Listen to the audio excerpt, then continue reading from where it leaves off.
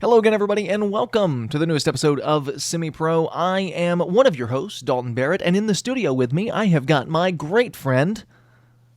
Hi, I'm Josh Clements. Well, hey, Josh.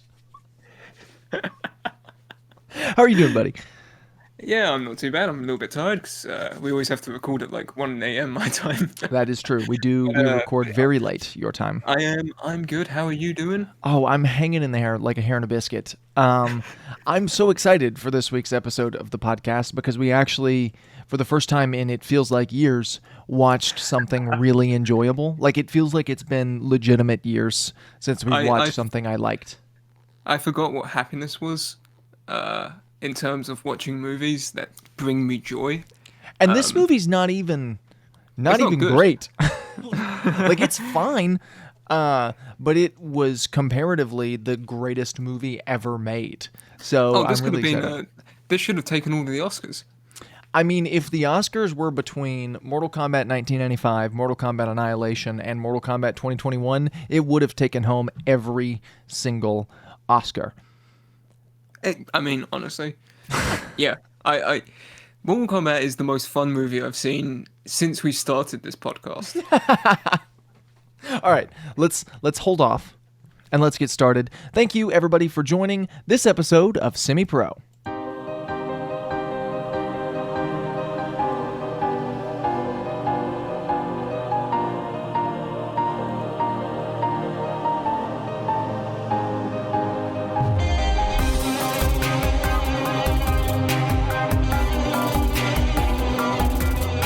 All right, Josh, we're rolling. We're kicking it off. It's time to talk about Mortal Kombat 2021. Isn't it so exciting?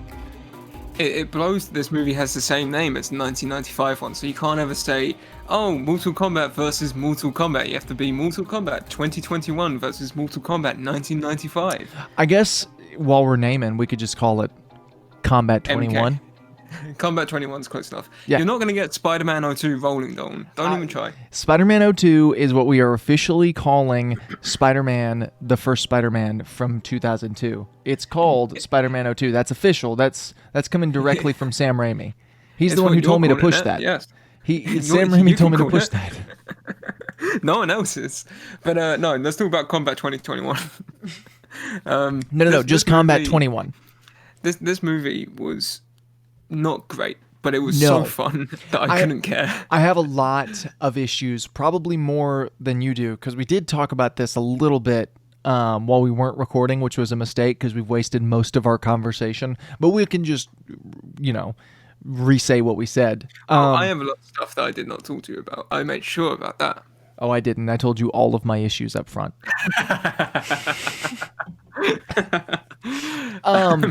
So this movie is, it's based off of a video game franchise with a long history of not knowing what it's doing, and a long film franchise that also didn't know what it was doing.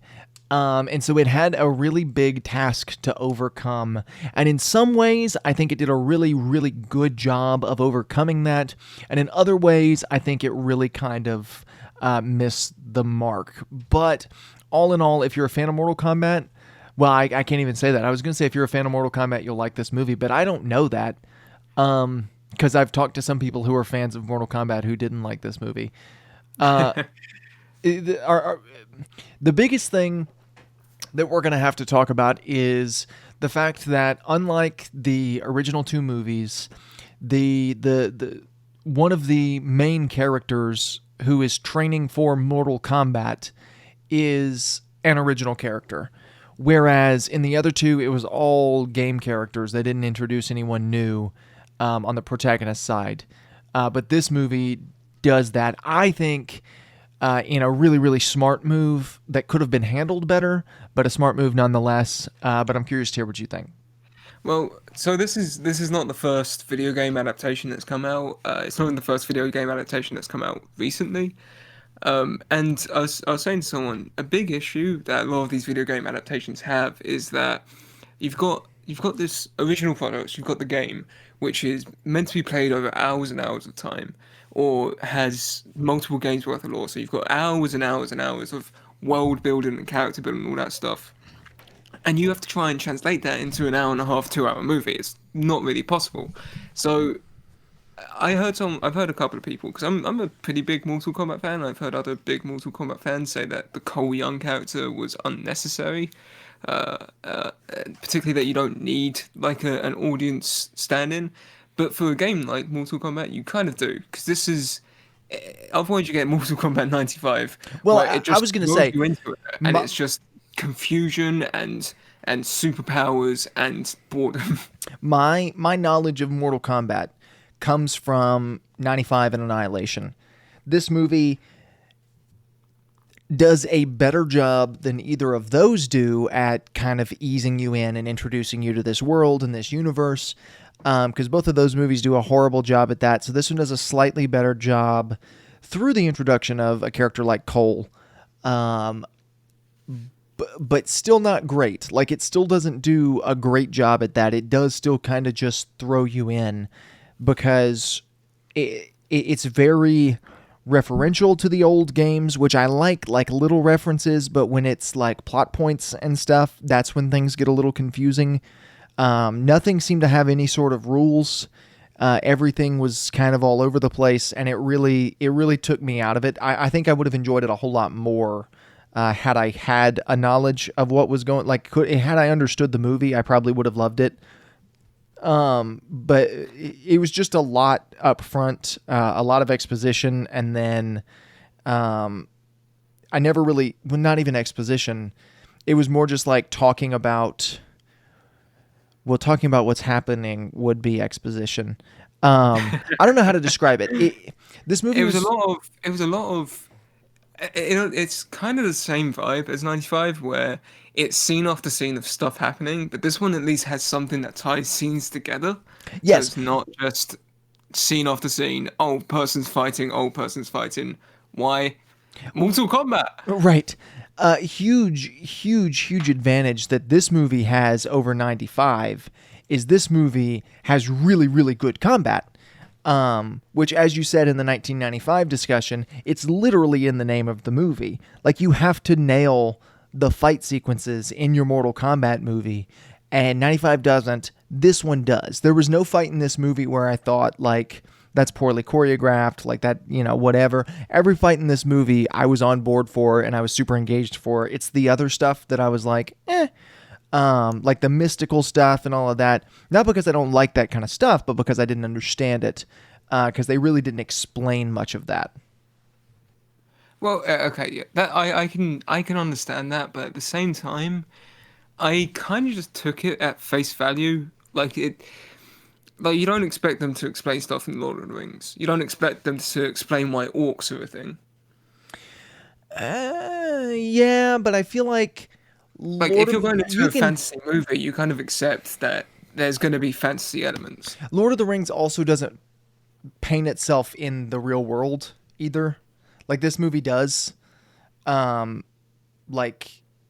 that make a little more sense? Like, no, I can see what you mean. Where the first 30 minutes or so are quite set in reality. Well, this seems like the kind of thing where it's like all of this stuff is happening in the real world. It's just behind the scenes, and you don't know about it. Whereas Lord of the Rings, it's like, yeah, this is just a weird place to live.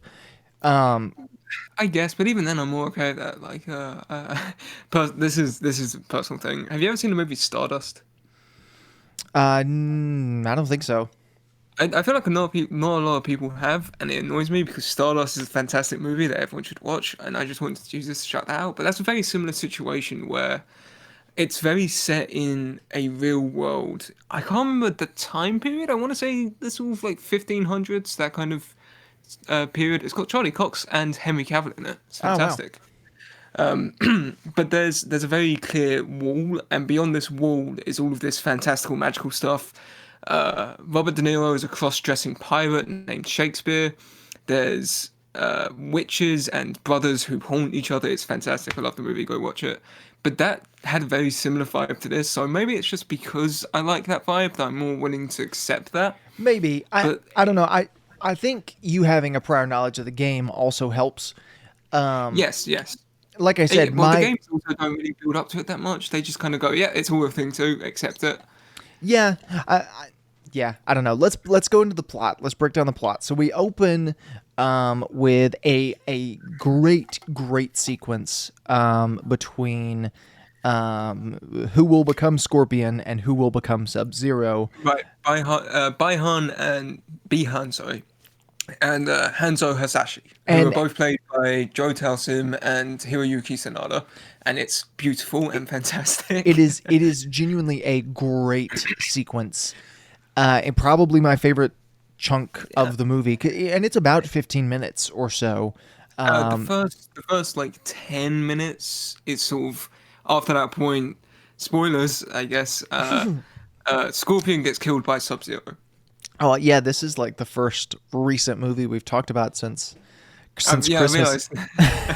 We should probably talk about spoiler warning. If you haven't seen Mortal Kombat 2021 and you care, don't listen any further. Just come back later. But yeah, so Scorpion dies. He's murdered by Sub-Zero. So is his entire family. Right, which is there's also a nice little reference there to again, this is the kind of stuff that I think that you'd like in terms of referencing, because Scorpion throws his I can't Shirai or something. I can't remember the name, and I've just offended all of China and Japan.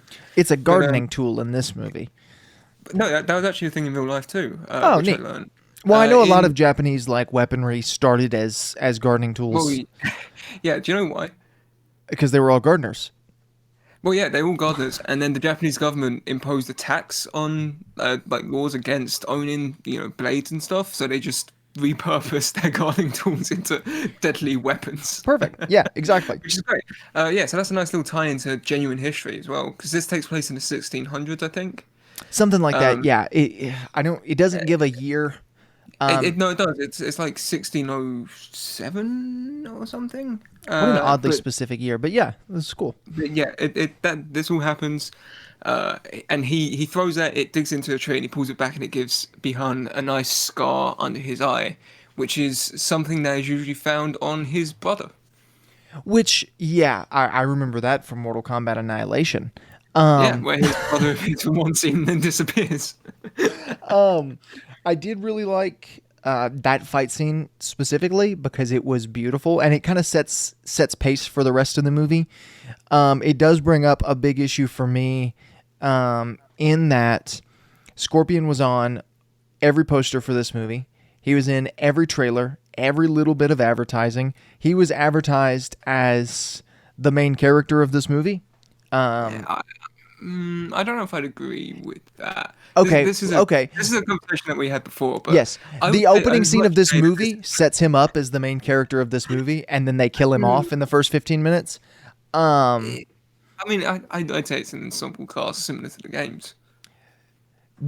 We'll talk about that in a second, because we flash forward to modern day, where we see who is the main character of this movie, at least who is presented as the main character of this movie in literally every way. Scorpion's great grandson, Gordon Cole. And he's in Twin Peaks and he's trying to help his buddy. Dale Cooper solve a murder. Right, exactly.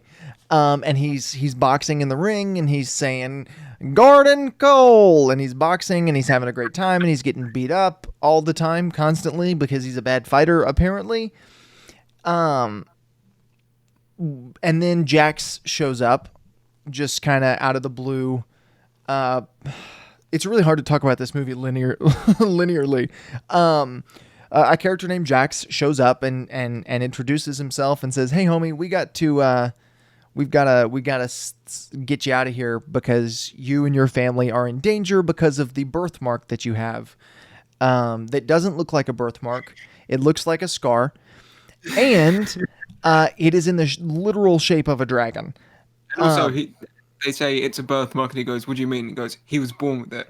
That's the meaning of a birthmark. Yes. Except for no one would ever assume that that's a birthmark, especially an orphan, because nobody told him. His parents didn't tell him it was a birthmark. Um, But I guess the orphanage just assumed it was, and they didn't go, huh, it's in the perfect shape of a dragon in a circle. they didn't assume this looks like a burn scar, and it's in the And perfect shape of a dragon. Somebody the child was branded this probably, baby. yeah, so this child was probably abused. He was literally branded. Yeah, so Jax also has one, and that kind of sets up this tattoo, not tattoo, this birthmark. What do they call it in the movie? Your Arcana. No, that's just the mark. The arcana is the thing that you get once you have the mark. Okay, whatever. They're all the same thing. Um, it's just Arcana light. So they set that up really early on, which is something that we'll have to also come back to later. Jax, or while Cole and his family are out eating ice cream after his big fight that he loses, Jax shows up again with a van because Sub-Zero starts attacking the family, and they hop in the van and they drive away. Jax stays behind to fight Sub-Zero, and our main character Cole leaves to go find Sonya Blade. So one of the things I already like is sort of the way that they're bringing in the classic characters into this, all around the original character, who is Cole. He's the one that was created for the movie, and they're sort of like slowly working their lives together, which I think is a really interesting way to do it. Like he's introduced to Jax first, and then he's introduced to Sonya Blade and Kano and so on, all the way down the list, which is a really clever way to do that. Unlike just sticking them all on a boat because they have to fight in Mortal Kombat, which is what 95 did. That's a really great idea. I heard people defend 95 a lot more in comparison to this, and I just wanted to say it's okay to get help. Yeah, Uh, you're wrong, buddy. Like I hate to be the one to break that to you. I don't like being the one who says that, but you're wrong. You need to get in touch with reality. You need to secure a mental stable mind. I understand that movies are opinion based. Like, oh, if you like this thing, you'll like this movie. 95 is just like such a bad movie that it kind of ascends like the whole like opinion thing.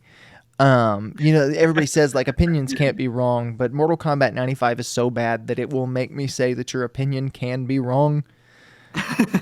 Like it's rough. But yeah, so that they bring in Jax, then fights Sub-Zero to give Gordon Cole enough time to get away with his family.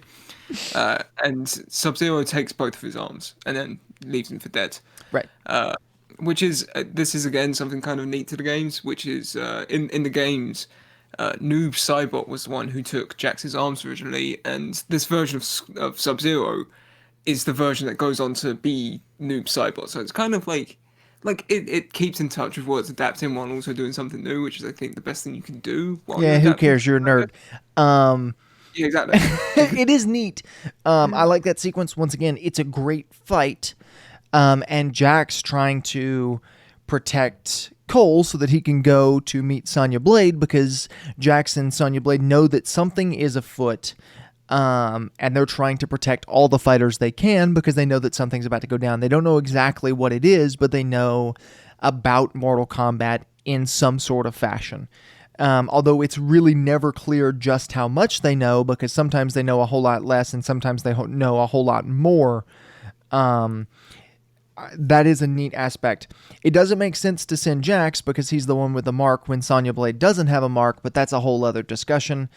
Jax needed his arms frozen off so that he could get cool robot arms that weren't just sleeves over his regular arms. And he didn't just wake up in a laboratory one day and whip them. Yeah, he didn't just say, I was trying to upgrade my arms, and then that's it. And he didn't realize that the real arms were the arms he had all along. So yeah. But yeah, so he goes to meet Sonya. Sonya's got Kano in chains. Kano, who steals every scene in this movie. He's the only thing that could have made Kano better in this movie is if he was played by Jai Courtney. Jai Courtney in this role would have been so funny. Okay, I love Jai Courtney. I'm a big Jai Courtney stan. But I love Josh Lawson as Kano. I think he was just Like everything he said wasn't too over the top. It was the perfect. See, Okay. that's what I felt like he was missing. His dialogue was beautiful. Everything he said made me laugh. I think had he just been a little more over the top, which Jai Courtney would have brought, it would have killed it. I love that bit where they go to meet Liu Kang, and Liu Kang fireballs him, puts his arm on his shoulder. He just looks so confused. Yeah, he's He has just no lost. idea what's happening. Yeah, no, it's really good. So we're still trying to figure out like who this Cole guy is exactly. We know a few things about him. We know he's a family man. He loves his wife and his daughter, and we know that he has a dragon tattoo and can lose in MMA fights. That's basically all we know. Yeah, And so Shang Tsung sends Reptile to kill him because obviously he's a clear threat. right, Shang Tsung being the actual main villain of this movie, even though he's not presented as the main villain of this movie, he's sort of presented in like the Thanos role in the Guardians movies, where he's sort of like he's in charge, but he's not the one getting dirty until he is the one getting dirty. And so he kind of takes a backseat. Yeah, he's sending other people to do his bidding. Right, exactly. And so he sends a lizard. A lot. Yeah, he sends Sub-Zero to do like everything. But in this situation, he doesn't send Sub-Zero, even though Sub-Zero is available now. I hope Sub-Zero is getting paid well for all of this, because he seems to be doing a lot more than like Cabal or Reptile or Reiko or Goro, who just does nothing. Any of the characters who you would expect to be doing something, he just sends Sub-Zero. Sub-Zero. So I can only imagine that Sub-Zero's got like vice president of the company on his business card or something. I would assume so. It also doesn't make sense that he didn't send Sub-Zero to do this. Yeah, it seems like a perfect thing for Sub-Zero to do. Well, and Sub-Zero's been done. I mean, Sub-Zero killed Jax. Like, it's probably been like 2 or 3 days since then. At this point, I mean, even then, he goes, doesn't he? He drives his family to safety and then he goes straight there. yeah, that's what I'm saying. He goes straight there, but that probably took It's a while. probably like a day, maybe. Yeah, maybe. Like, who knows how long it's been?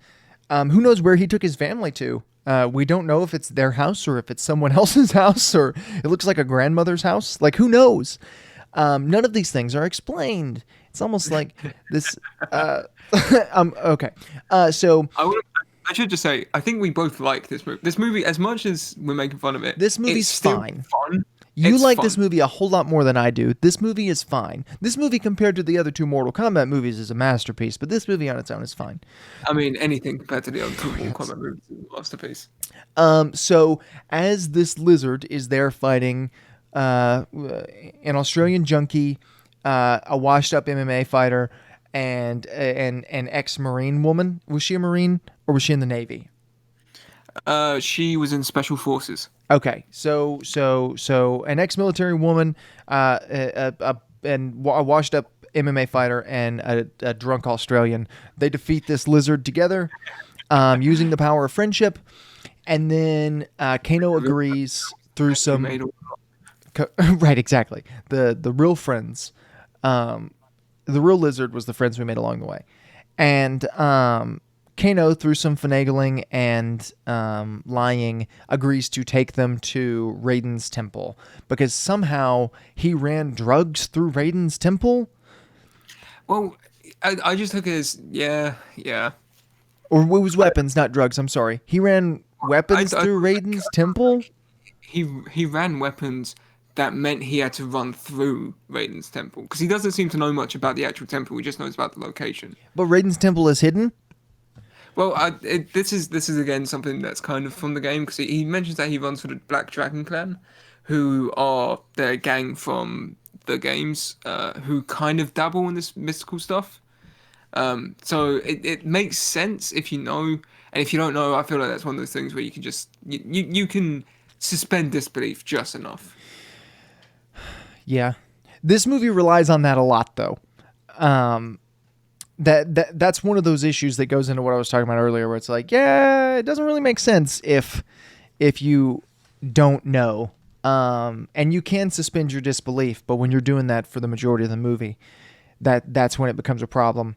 But when they get to Raiden's temple, they're met by Liu Kang and the other dude, whose name I can't remember because I haven't played the games. The hat dude. Bucky Barnes? Kung Lao. Kung Lao. So they're met by Liu Kang and Kung Lao, where they're told, "Hey, you're here for Raiden's temple. We need to train you for Mortal Kombat." And so they walk in and they meet Raiden just like that. No, Raiden, like Raiden does not want to be there. no, he doesn't at all. No big reveal, nothing. Raiden's just like center frame, coupon shot, like he's just ready to go, and he hates everybody and everything. Just kind of like because like he literally hates everyone in existence, and we're not given much reason why until the end when he doesn't hate people anymore, which I guess is supposed to be his arc. But Well, it's his arc seems to be that he doesn't have faith in this round of warriors. It seems like he's just kind of given up on it all because the same with the first movie. They've lost all 9 Mortal Kombat, so they have to wait for the 10th one, and the outworlds can raid on Earthrealm. And so that's why Shang Tsung in this movie's like, yeah, I'm just gonna kill them all before the tournament because then I can just win the tournament by default. I don't have to do anything. he's not worried And about rules. I do like that they included the line about the Elder Gods. Like they're Right, too lazy to care. Like I liked that. They were like, okay, this is why nobody is stopping them from cheating. Right, yeah, that makes sense because also, like the Elder Gods wouldn't care about this stuff. A piece of water and a piece of fire don't really. They're not invested in these people's lives or anything. Well, we don't know who the Elder Gods are, so it does seem like something they should care about. But at least they mention that they don't care about it. Compared to Annihilation, where they're just a really poor CG special effect, I like to imagine that they're a bit more sort of big and huge and extravagant. You would think, and I don't know, Yeah. maybe this is just me. Maybe this is just me. You would think the Elder Gods would care about the rules of the contest they put into place to make sure that the thing that is going to happen doesn't happen. Right, yeah. It's also But, I also I'm also find why he wouldn't like wait for the tournament because it seems like his people would beat them like pretty easily. These guys aren't great fighters or anything. so there is the prophecy which they ignore for most of the movie. Nobody seems to care about the prophecy except for when they do care about the prophecy. And the prophecy is that Gordon Cole is going to be the savior that wins the Mortal Kombat and saves Earth. That's the prophecy. The lineage of Hanzo Hisashi will guarantee victory. Right. That's the prophecy. Right. And I think it had like a certain number of generations after whatever. Yeah, maybe. I think I may be misremembering that. I could have just assumed that much.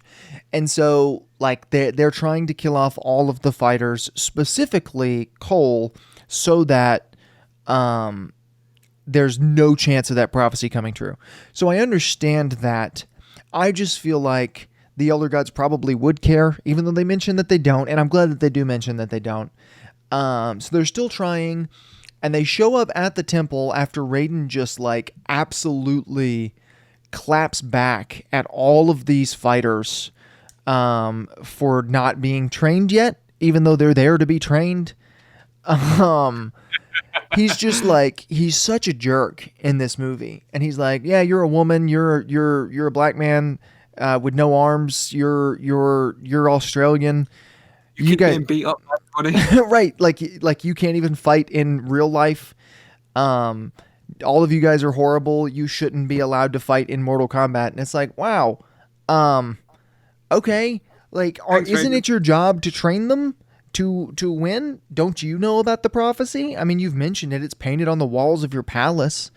Yeah, I thought I read like a note, like a sticky note that you left on top of the door that says "Find prophecy." Right. I don't know what you're doing. And so after that happens, after Raiden just rakes them through the coals for not being trained yet, even though it's his job to train them, Sub-Zero and the gang show up at Raiden's temple to try and defeat them, and then Raiden makes a cool wall, which it seems like one of those scenes that are put in there, so it's like, yeah, people are gonna question this. Like, they're gonna question why they didn't just show up at the temple. So let's just give a reason for them to not be able to show up at the temple. And then they're just kind of gone for about half the movie. Our villains are just kind of like out of the scene. Raiden puts up like a shield. Yeah, it's a lightning shield that he puts up, which is cool. It's a neat effect. And then, like I said, the villains are just kind of like they're out of the movie for a little bit while we train our main characters, which is neat. There's a little kind of training montage with all of the characters where they sort of you find out a bit about their struggles. Like Jax can't do anything because he has twigs instead of arms, which is so weird to me. But you think that these guys, like, I get that they probably aren't the most technological, resourceful people on Earth, but they literally just they found a snowman out back and they just took the arms off that and stuck it into his stump. Well, but either way, I feel like, I mean, they look like Terminator arms, but they're also robot arms anyway, so why couldn't they just be strong? Well, couldn't they just be strong enough on their own? Like, I feel like bigger robot arms aren't going to make the robot arms stronger. They're relying on like hydraulics and stuff. So why aren't they strong enough already? Which Kano, there is a nice bit where Kano fights Liu Kang, who, holy crap, is this guy in shape? Like, yes, Liu Kang's doing a lot of like Bruce Lee stuff where he's shifting his body about, and you could chip a bottle cap off of him. Yeah, like it is insane. Yeah, he's in great shape. I will agree with you there. And he does a leg sweep on him, and he just repeats that move over and over again, which is a nice reference to the game again, where a leg sweep. If you're really bad at the game like me, and you also hate people like me, you'll just spam that move over and over again because you can't really dodge against it. So it's a guaranteed victory. Yeah, which was neat, and Kano's reaction to that was also great. Like, he didn't know how to respond. He did the jump and he missed. Yeah, it was great. He jumped and then the leg sweep went the other way and got him anyway. It was a beautiful scene. And this is when we're introduced to the idea of the Akana and trying to unlock your Akana so that you get cool superpowers. Right. Which is this is where I've seen Mortal Kombat purists take issue with the game. Well, with the movie. As not a Mortal Kombat purist, I don't take issue with the idea of an Akana. I take issue with the fact that it doesn't make any sense in this movie. Like, it makes sense to have that, and that's a great way to explain this stuff. But it's so undefined. Yeah, well, in the games, a lot of people have superpowers, like have technological advancements for no other reason than, and this is something that the original movie missed out on. You can't just have normal people fight against other people who have little superpowers and then be like, oh, they won easily. Like, Mortal Kombat fighting Scorpion is, in reality, a 5-second fight. Scorpion turns up, he throws his blade at him, and Johnny Cage is dead. Yeah, exactly. I mean, that's how it goes. Absolutely. And so I like that they added that in, and they did give the normal human characters powers. Brilliant. Smart. Good to do that, right? Right. Absolutely. Well, Johnny Cage. So, again, I'm going to talk about Johnny Cage, even though he's in this movie. In I think it's Mortal Kombat 9, they say that Johnny Cage is descended from a Mediterranean cult that harnessed the power of the gods to give themselves like super speed or whatever. And that's how he has his powers. And it's like, I'd rather they just do this, where they just say, hey, you can unlock it by doing some soul searching. It also makes Mortal Kombat fair. Like, like all these... It puts everybody on an even playing field, right? Like, Sub-Zero unlocked his Akana, which at least that's the way it is presented in this movie. It's presented that all the realms have to unlock their Akana. Like, people aren't... Because that's the way it was presented, at least in the other two movies, is like the people from the other realms were born with cool powers. You have to... Like, you don't have any. But in this... You can't train. Right, yeah, exactly. And so I like that. That idea where it's like, yeah, you unlock your powers and everybody gets a different one that plays in to something. But it's never explained how it works. Like Kano gets the cool laser eye, right? And that's cool, but that's all he gets. And then Liu Kang can throw fireballs, and like it's never. It doesn't make any sense. Like as much as I hate this movie, the fan four stick thing, where it's based around like The what. person. Well, it's in you haven't seen fan four stick, but like Ben Grimm was holding rocks when the blast hit. And like it all had to do with what they were doing at that moment. It sort of like merged the two with them. And then, or you could do it personality based, like, oh well, you have a fiery personality, so you throw like there are tons of different ways you know you're cold and distant from your family, so you turn people into icicles. Like you could have done it any way other than the way they did it, which was just like, oh yeah, you get a random one. It didn't matter. Like you may be able to shoot lasers out of your eyes. You may grow big metal arms. Like it doesn't make sense. The middle arm one really gets me more than any of them because it's like, how does it work with electronics? I don't understand. It's just super undefined, and I feel like they could have done a much better job at making it make sense. But they don't. They just kind of like say, yeah, you get cool things. That's something, again, this is all new territory, but no, I agree, where it's like it in some cases it seems to make sense. So like Scorpion and Sub-Zero, his clan, the Lin Kuei, they basically revolve around ice and ice powers, or ice gods rather. So it makes sense that his Arcana would be linked to that sort of elemental status. But once again, Cole's that's not kind of explained in this movie. Oh, no, but I'm saying this is what I agree. This is what it should have done. Right. Like they could have expanded that a bit, or like Cole's kind of makes sense because he's a punching bag, so he gets plot armor to be punched with.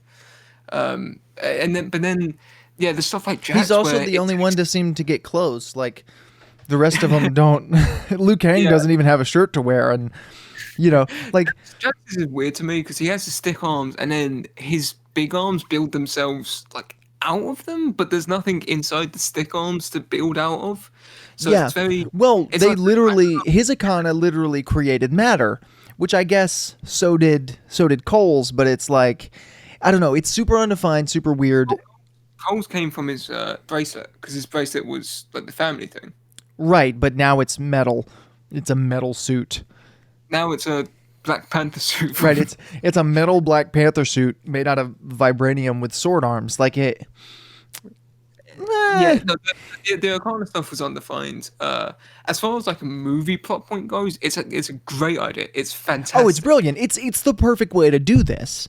That should be like canon in every Mortal Kombat thing. Put it in every game. Like make that standard. That's a really good idea, but it has to be fleshed out way more than it was fleshed out in this movie. Right. Well, I think I've said this to you before. I think the two biggest issues of this movie are to do with, I can only imagine, studio interference, and that's the shortened runtime and the reshoots, which the two biggest issues are the editing and the runtime.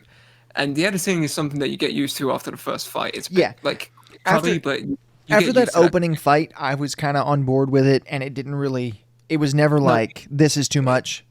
Yeah, it never took me out of it after that first fight. It was just kind of, I think I've gotten too used to the John Wick style where it's long shots, there's no cutting, it's just ongoing constantly. And it sort of felt like it didn't really, because with bad editing, it could just feel like bad editing, or it could feel like a stylistic choice. This felt like a stylistic choice. So for that reason, I didn't really dislike it. I kind of liked the fast-paced style. It made the action seem a little, a little quicker and a little faster. And so I didn't mind that at all. I can understand why people wouldn't love it, but it certainly doesn't ruin anything in the movie. No, not at all. The runtime, it could have used a longer runtime. This is one of the movies where it should have been 2 hours, like an hour and a half. It was good. And for all of these detriments, the movie's still a lot of fun to watch. Well, it's fun to watch for the combat alone, which is what it's the reason you're going to this movie. You're not going to this movie to check out the story. You're watching this movie to see. I've seen people be like, "Oh, the story of this doesn't hold up to the Mortal Kombat legacy." What legacy? The stories in the games, if you're talking about those, they're the games, and this is a movie. That doesn't count. B, the games don't have any story and they reboot every other game. The last one ended with the universe itself being rebooted to the dawn of time. So I don't want to know what you're talking about. The movies don't have any story. There's no story in 1 or 2, and people can try and tell me that there's a story in 1, but there isn't. It's scene after scene of people fighting without any kind of link. At least this movie has a link. There's a story in 2. It's just a laughably bad story. Is there a story in 2? Because all I remember is they just wanted to fight people to stop the world. Well, no, what's his name? Bigger bad guy.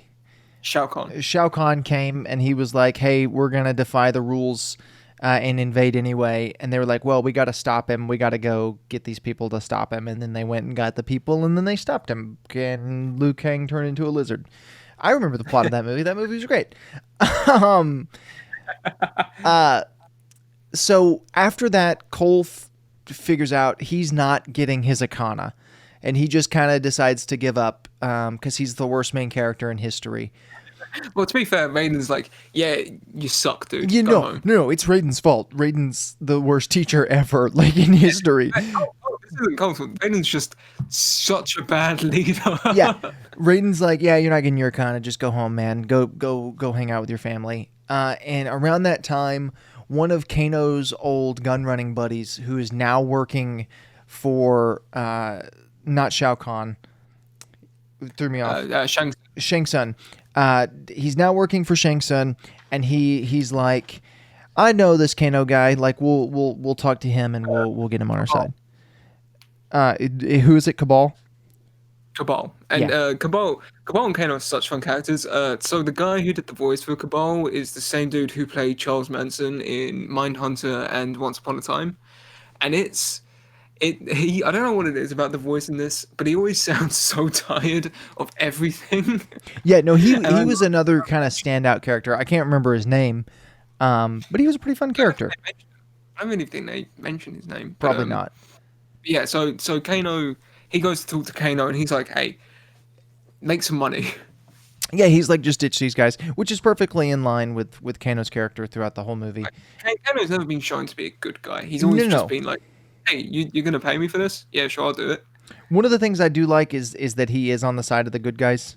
And at first, because he is just like a normal human, which never made sense to me in the other movie, where it's like, no, is he like a normal person, or is he from another realm? Like, I don't, there's a disconnect. Whereas in this movie, it made sense. He's on the side of the good guys. He's like, yeah, I'll betray him. And then he does. And then once the shield is down, Shang Tsung sends different fighters to take out the Earthrealm fighters, and it leads to one of my. It leads to an absolutely incredible action sequence between tons of different people, where there are tons of different characters from the games, and they're all just kind of like useless soldiers in here. Like, I know they have important stories elsewhere, but in this movie, they're all just useless bodies for our main characters to fight, which is great. Like, I know Prince Goro's got like a whole huge like history, and in this movie he's just a body to fight, which is fine. Yeah, well, he also didn't look like a man in a really bad costume that couldn't move or turn his head or speak. Dude, he looked great in this movie. He was genuinely fantastic. He goes to fight Cole. And there's that great reveal shot too, where he like bursts out of the barn, and you see the two hands, and then you see the two more, and you're like, oh yeah, this is the stuff I came to see. And it's the first time we see him, because he's mentioned before, but we don't actually see him. There's a shadow. Yeah, they save it for a reveal for a useless character. And then he busts out of the barn, and him and Cole fight. While him and Cole are fighting, there's another fight going on at Raiden's temple, which is also really fun to watch, and we're kind of bouncing back and forth between the two. Feels very natural. Someone else. What? Come again? Everyone's fighting someone. Like, all of the main characters have something to do in this fight. Yeah, and it's great.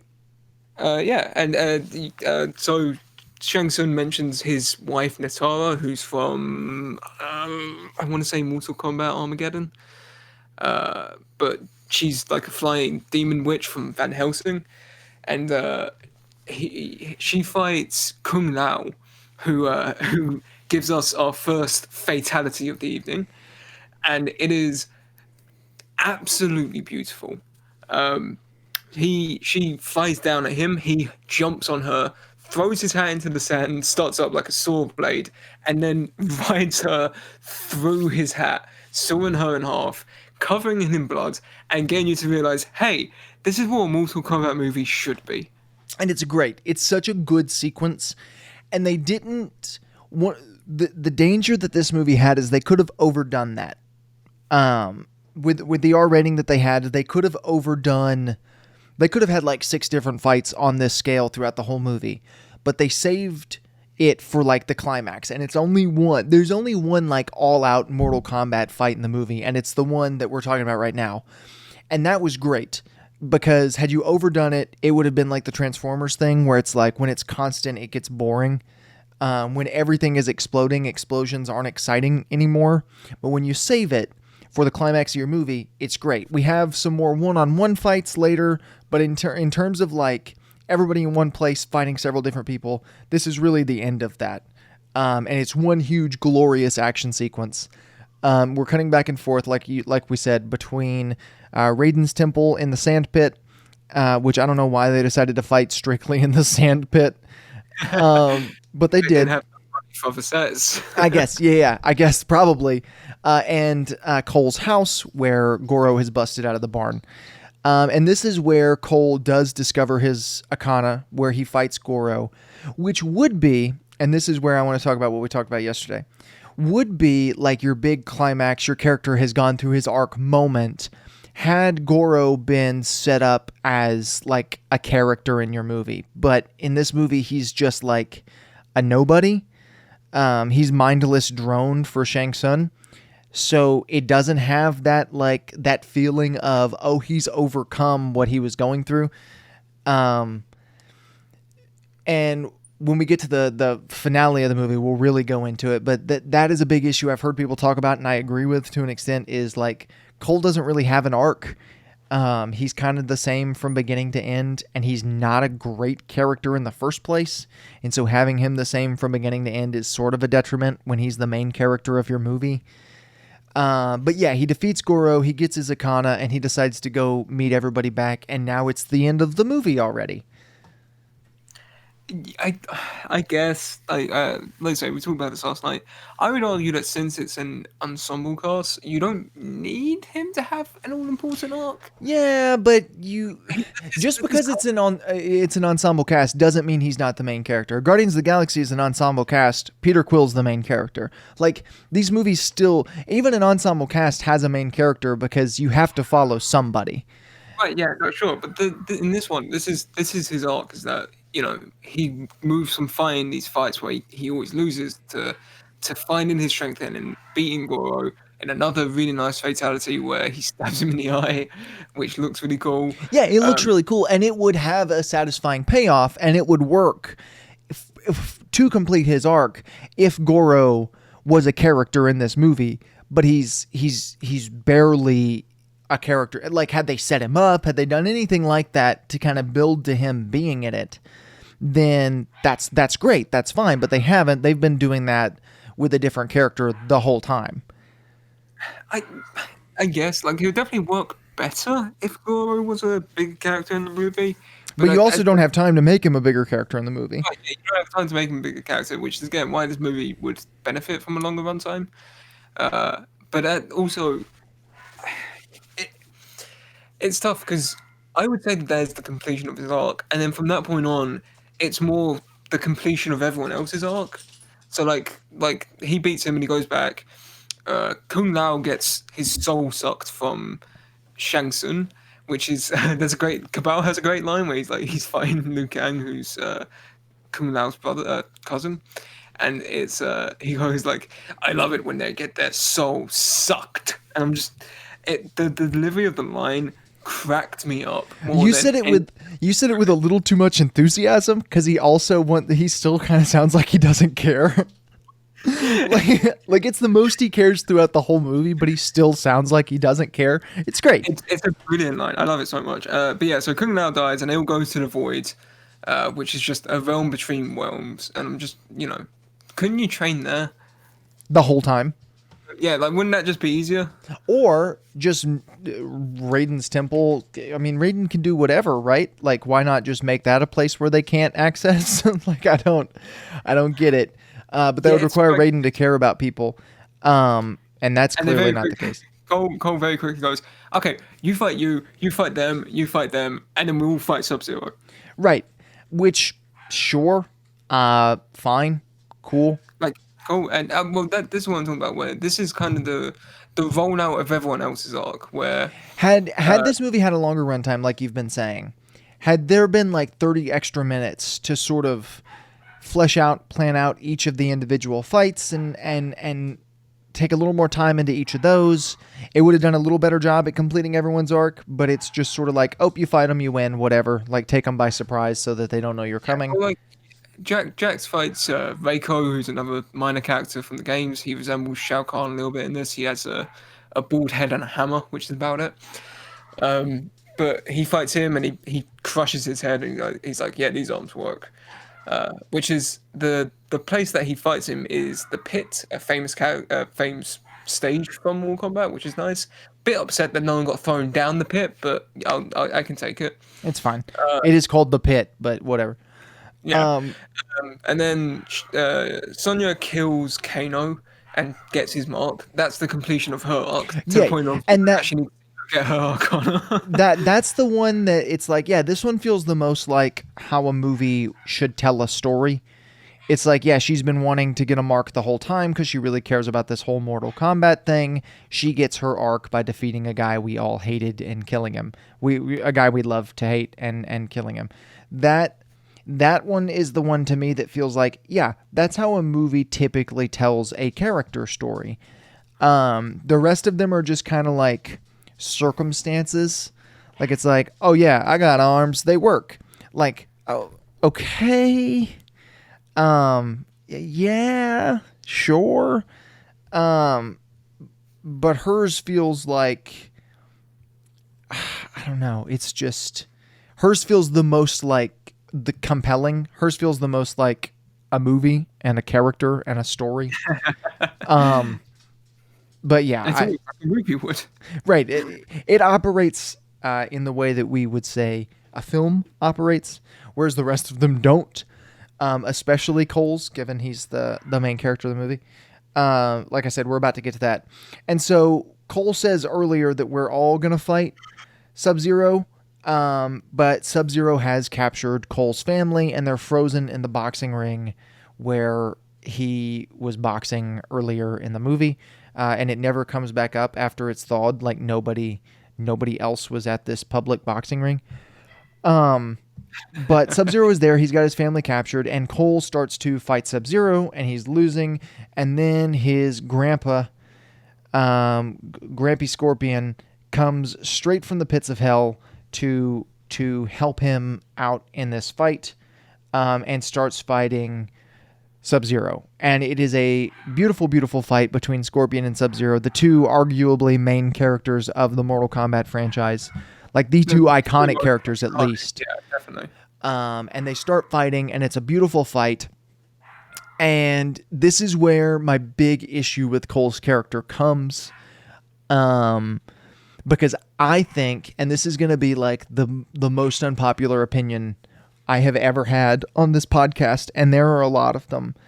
I think Sub-Zero's death should have been given to Cole. No. Not because...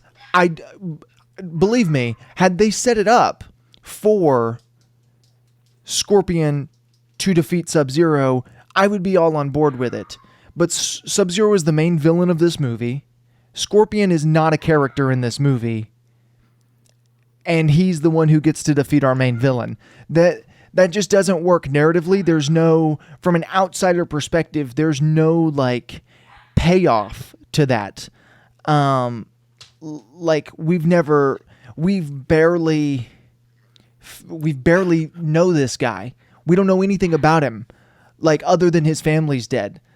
And so for that reason, from an outsider perspective, like, say you've never even heard of Mortal Kombat and you watch this movie, it's not gonna It's not going to give you any sort of satisfying payoff to see him defeat Sub-Zero at the end of this movie, while your main character sits on the bench and watches. That being said, the issue there comes with the fact that Sub-Zero is the main villain of this movie, not that Scorpion defeats Sub-Zero. Sub-Zero should not have been the main villain of this movie. So when you have Cole, who is the main character of your movie, and you sideline him just to give somebody else the fight against the main villain, it throws a wrench into the whole dynamic of your protagonist and antagonist story. I know you have to have Scorpion fight and defeat Sub-Zero. That's Mortal Kombat. That's the thing. Like every franchise has something you have to do, you know? Like Spider-Man has to defeat Green Goblin. That's the way it works. You can't have Mr. Fantastic come in and defeat Green Goblin. I get that. But you also have to set it up in a way where that narratively feels right. Like, you can't have Green Goblin as the main villain of a Fantastic Four movie, and then at the end of the Fantastic Four movie, Spider-Man just comes in to defeat him. Like, yeah, I would say that this does work out, though. It doesn't. The very first thing that we see is the rivalry between Sub-Zero and Scorpion. Like, that's literally how we're introduced to the world. So I think it's fine to end on that rivalry. It's not, because once again, not from a person who is a fan of this stuff, that seems like you're setting up Cole's arc. In fact, that perfectly sets up Cole's arc as his descendant. That's a movie. Take Mortal Kombat out of it completely. In any other movie, you have like this thing where a guy comes in, kills a guy's family, there's one survivor, that person's descendant is now placed in a fight against the person who killed his family thousands of years or hundreds of years ago. That's an arc. That's a movie. That's the way a movie works. But then they bring the guy who was dead back from the dead to fight him. Like that, once again, from a Mortal Kombat perspective, I get it. From a movie perspective, that doesn't work. That's not like they even from the way this movie works, they still set up Cole to do it. They just don't let him do it. I can see where you're coming from. Because really I'm right. No, you're not right. I can see where you're coming from. Like, it doesn't make it right though, because the entire through line, not for Cole but for Sub-Zero, is his beef with Scorpion. Like that's again the introduction of the movie. That's how the movie starts out, and the movie starts out with Scorpion dying and his last words being, "You will remember this face." Right. Once again, setting up his descendants who share his features, defeating him. That's what I'm not saying that's what they meant to set up, but that is what they set up when you watch this movie. When you watch this movie as a movie and not as a Mortal Kombat movie, they set up Cole beating Sub-Zero. That is what is set up. I'm not saying it should have been what is set up, because I don't think it should have been, but that is what is set up in this movie. That is the through line of this movie, is Cole, the main character, hero of the movie, defeating the main villain at the end of the movie because he killed his ancestors. Would have worked better if Cole fought Shang Tsung after the beam. Sure, absolutely. No, because they didn't set up Shang Tsung as the main villain of this movie. They set him up for future stuff. Now, let's do it like this. What if it was Goro who was the main villain of this movie the whole time? He was the one going around trying to take out the fighters. He was the one doing all of this stuff. Sub-Zero's not even in the movie at all. He's not a character in this movie. Would it have... Let's even say, because that's the plot of this movie, they ignore all Mortal Kombat like altogether, and Goro is the one who kills Scorpion at the beginning of the movie. Does it still make sense for Scorpion to come back at the end and kill Goro, or does it make sense for Cole to do it? If Scorpion pledged to end his life even through the fires of hell to end Goro, yes, it absolutely. But they don't say that in this movie. Yes, they do. They show two clips, and it's the same clip used twice of him in a vision. That's not setting it up. Without prior knowledge of this stuff, that doesn't make sense. That doesn't set up anything. They do. He sets up when he fights with Sub-Zero, and then Raiden sets up again when he talks about what's happening to Scorpion. It doesn't work. It does not work from a movie perspective. This final fight does not work from a storytelling perspective in a movie. It's not set up. It doesn't work. You have to set up if you have a main villain who you've been building your whole movie, you have to have a character who defeat him. That's the way movies work. You can't have just some random dude who we've never seen before come in to save the day. Right. That's describing Cole. No, Cole's the main character of the movie. We've been learning about him and growing with him the whole time. Cole's the audience standing, but he doesn't do anything in the movie, so he's not the main character of the movie. Because he is the main character of the movie. What are you talking about? He's literally the only main character of the movie. Other than Sonya Blade, he's the only one who's given any sort of character arc. And Sonya Blade's character arc is completely circumstantial. He's the audience standing, sure, but he's not the main character. No, he is definitely the main character. He's the one we focus on the whole time. Other than... he's the antagonist. He's the main antagonist, but Cole is the main protagonist. You follow his story more than anyone else's. Do you? Because he kind of just shows up, kills people, and then leaves. Yeah, that's more of a story. Not really. I mean, Cole's growing. He's protecting his family. He gives up halfway through. He does all of the things that a main character should, except for defeat the bad guy at the end. Again, that doesn't make it. The main antagonist sets up an ongoing, even past death rivalry with someone else. It doesn't make sense to just have some random dude come in and end that rivalry. He's not some random dude. He's the main character of your movie, a descendant of the guy who was part of the rivalry. And he's already part of the rivalry because he's part of his family. That doesn't give him any more attachment to the rivalry, though. You don't need attachment. He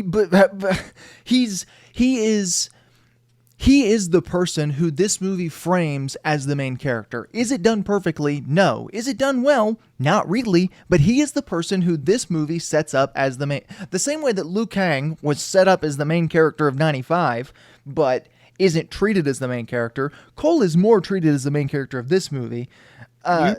You are a fool. Why? Then nobody's going to sit here other than you and disagree with me that Cole is the main character of this movie. They may disagree that he should have had the final kill of the movie. And I also disagree with me like half on that. From a Mortal Kombat perspective, I disagree that should have happened. But from a movie storytelling perspective, that's the way that this story was headed. But Cole was like unequivocally the main character of this movie. He not only is he the audience stand-in, he's the one we spend the most time with. He's the one who is the emotional driving force of the movie. Like he's easily the main character. Paul W.S. Anderson would tell me that he's the main character of this movie. Paul W.S. Anderson would say that he's made good movies. And he'd also well, that's an excellent point. But for me, it's like, it's easy. When you look at everybody in this movie and say who's the main character, it's easily Cole. He tries to be the main character. That doesn't make him a good one or one that I would care about. We never said that. We said that he is the main character. And from I care more about Scorpion, and in that respect, Scorpion makes more sense to end Sub-Zero. You only care about Scorpion because of other stuff, though. You don't care about Scorpion because of this movie. Because of the movie. Even from a movie's perspective, you care about him more. He had his family in it. He has an infinitely more interesting character, especially when compared to his rivalry with Sub-Zero. Sub-Zero, who is actively trying to kill his descendants' family, in the moment, which, by the way, gives Cole more reason to defeat him than Scorpion. Scorpion's family's already dead. It's in the past. It's done. Cole's family is waiting in the lines at the moment to be killed.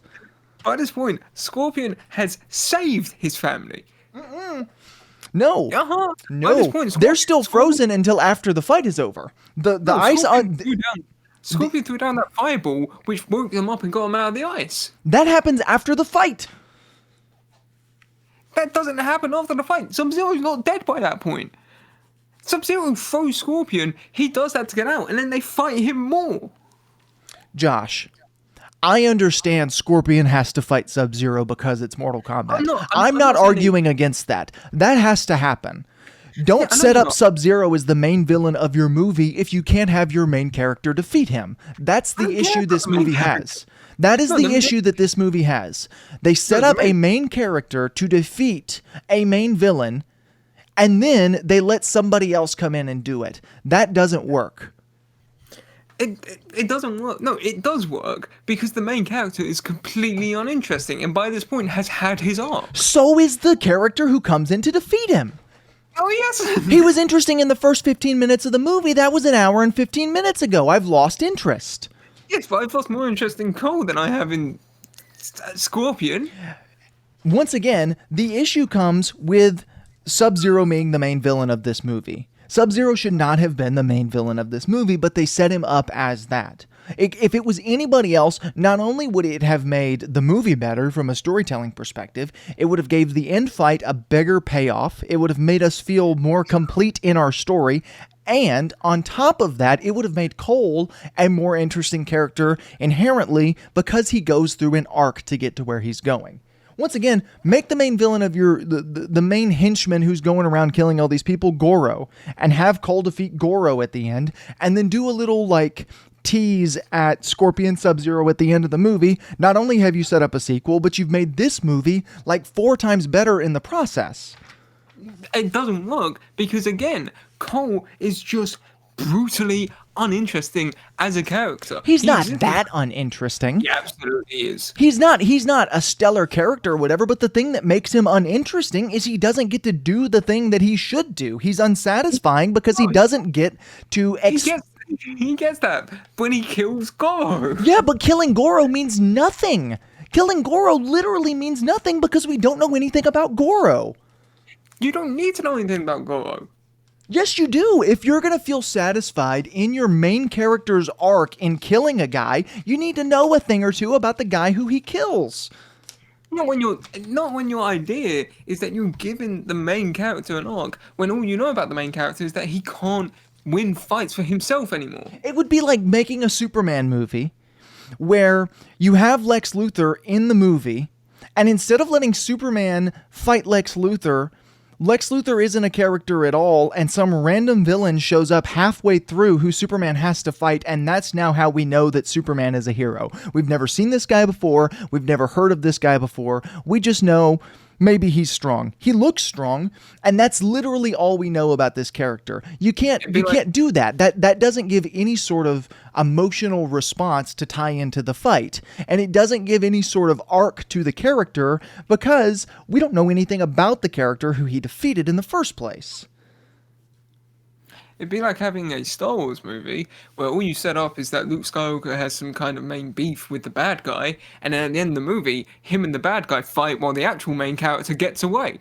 Yeah, see, you say that, but they don't set up beef in that movie, so you... Yeah, they do! No, they don't. Absolutely do! They don't set up... No, hold on. We're about to go on a Last Jedi tangent. They don't set up Luke having beef with Kylo Ren. They set up Kylo Ren having beef with Luke. Luke is sad about what he did to Ben. Ben is angry about what he did...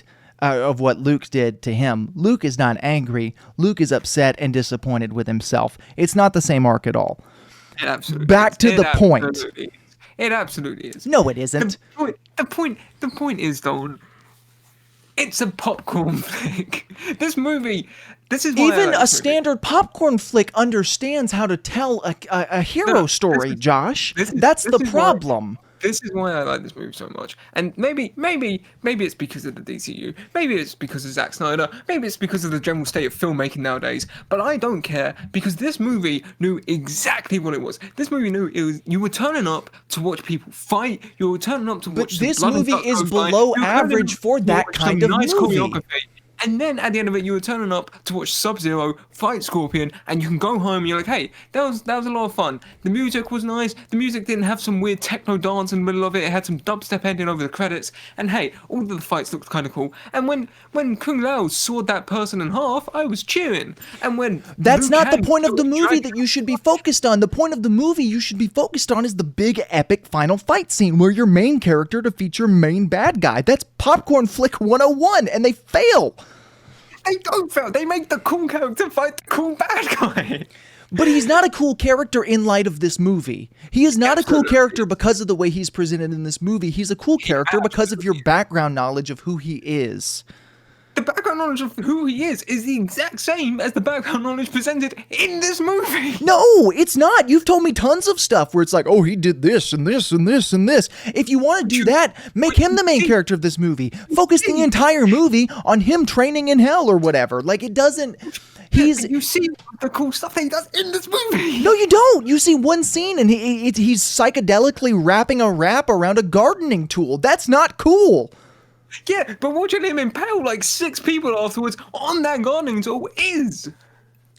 But that's the opening 10 minutes of the movie, Josh. It doesn't matter. You can't... that is... Once again... You're coming to this with a background knowledge of that character and these movies. I'm coming to it without a background knowledge of that character and these stories. From my perspective, not understanding any of that, it didn't work. It didn't work on its own. The background knowledge of these characters in reference to this movie is the exact same thing. That Scorpion and Sub-Zero don't do any more in the games than they do in this movie, essentially. That's not a good thing. They don't do anything in this movie. The only person who does anything in this movie is Sub-Zero. Scorpion doesn't do anything. He kills some dudes with a gardening tool and then shows up at the end. That's not... he's cool because his action is neat, but his story isn't special. But this movie doesn't pretend to be anything more than dumb action. Once again, this movie is below average for this type of movie. I'm not saying this movie should be more than it is. This movie is below average for a dumb popcorn flick. It's above average. If you whatever. If you want below average for whatever this type of movie is, you're going to go watch Mortal Kombat 95, or you're going to go watch Doom, or you're going to go watch any of those, because I can tell you, they don't know what they are. They know... This movie knows that it's trying to get you to watch some cool fights and then go home and be like, hey, I watched some cool fights. That was nice. Every other movie tries to pretend to be something more than it is. It tries to be some epic story that spans 50 generations, or it tries to be some period art piece of movie making. And this movie does not pretend for a second that it is anything more than watching you punch a man's heart through his body. And I respect that beyond belief. We gotta go, Josh. You're an idiot. This movie... This conversation is going to be continuing into next week's podcast. Final thoughts on this movie. It's fine.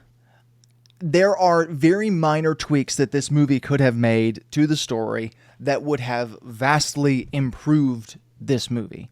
That being said, I like a lot of the things that they've set up, and I'm excited to see the sequel to this movie because I think they can, now that they've gotten all of the things that they have to do out of the way, because that is what this movie felt like. It's like, we've got to do this. Now that they've gotten that out of the way, we can explore more like... story, character, like things like that in the next movie.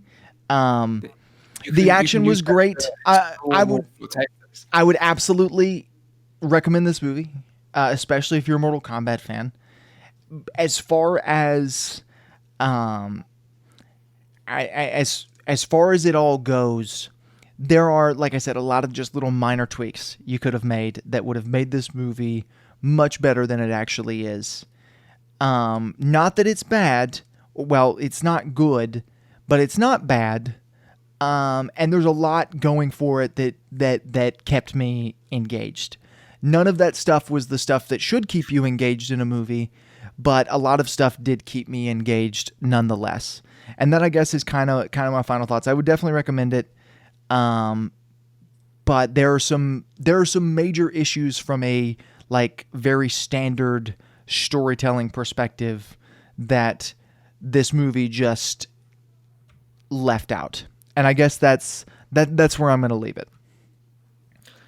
I like this movie. This movie was a fun popcorn flick. It knew you wanted to see some nice fights, and it delivered on every one of those fights. You're gonna love it if you're a Mortal Kombat fan. You also might hate it because it's not an exact one-to-one copy of the games, and it has some original ideas. That is one thing. Let me mention that really quickly. This movie is also made for like no one.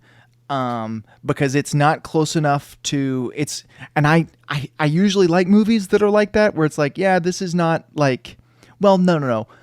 I like the half of it where it's like, yeah, we ignored a lot of the source material because it doesn't work when you're making a movie.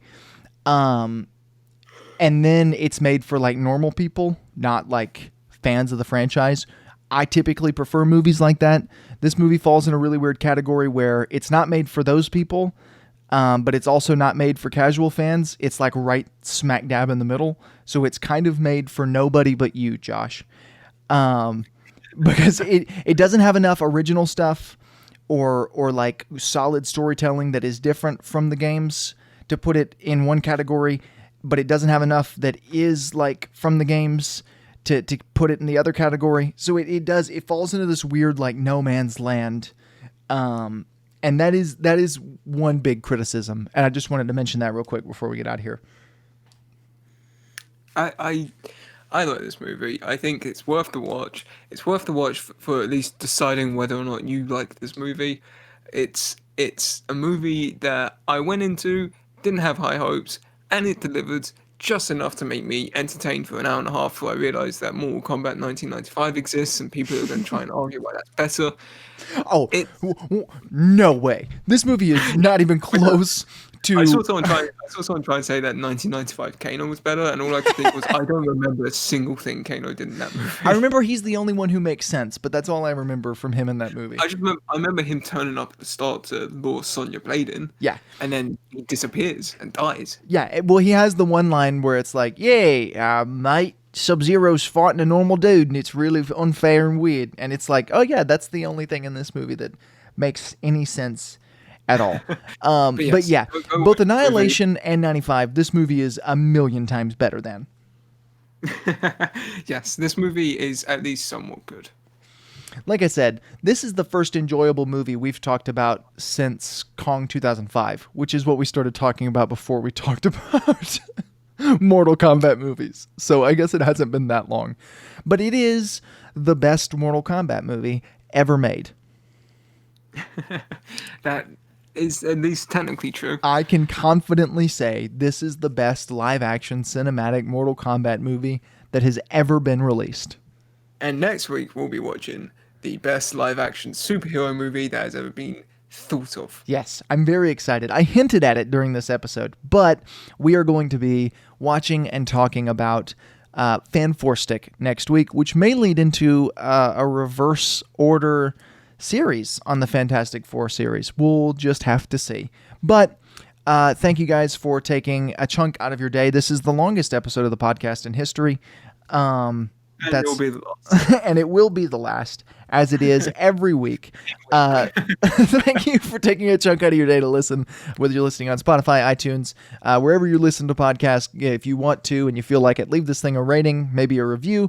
It helps boost out the engagement so that people can watch it. If you're watching on YouTube or elsewhere, I don't know where else you'd be watching, but maybe give it a thumbs up, drop a comment, subscribe to the channel, whatever you want to do. Thanks once again for listening to this episode of Semi Pro.